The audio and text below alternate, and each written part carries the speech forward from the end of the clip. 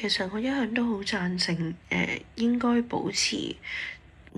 終身學習或者係開卷有益嘅心態。咁其實我哋以占卜作為一個預測學咧，問題唔大嘅。我都話，如果你只係個對象咧係自己，咁咧其實都係當學習一啲同呢個世界有關，用唔同嘅方法咧去為自己做一啲預測，甚至咧係一啲輔助嘅一啲決定問題嘅因素。咁但係如果你牽涉到嘅其他人嘅話咧，咁嗰個要求就會大幅咁提高。咁喺我眼中咧，因為我自己用嘅主要都係易經文王卦啦。咁除咗係易經文王卦咧，其實去到某一個程度咧，任何嘢，譬如好似梅花易數啊，又或者咧簡單嘅五行易理咧，陰陽易理咧，即係計數都已經咧可以咧計到一啲複雜嘅答案。因為其實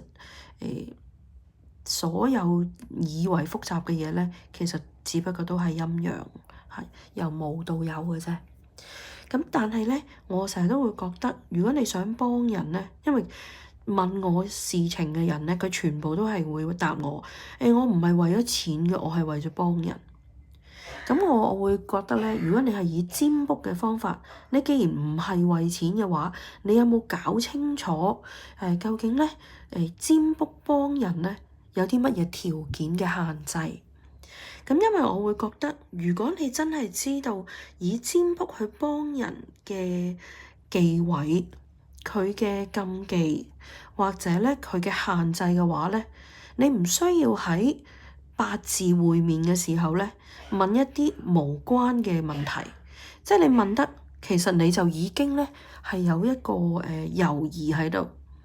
咁呢一啲嘢真係有時我會講笑啦。邊個教你嘅你就去問邊個啦。你問我做乜嘢咧？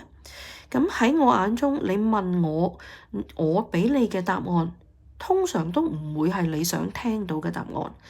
因為我係一個玄學嘅師傅，我係計數嘅，我係用陰陽五行，用方程式去計數，所有嘢咧都可被估算嘅，用比較嘅方式。